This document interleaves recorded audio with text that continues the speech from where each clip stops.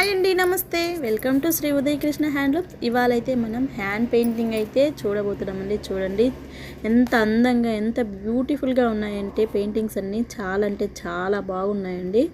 చూడండి, ఇలా మంగళగిరి పట్టు శారీకి అయితే మనం ఈ విధంగా పెయింటింగ్ అయితే వేయించామండి.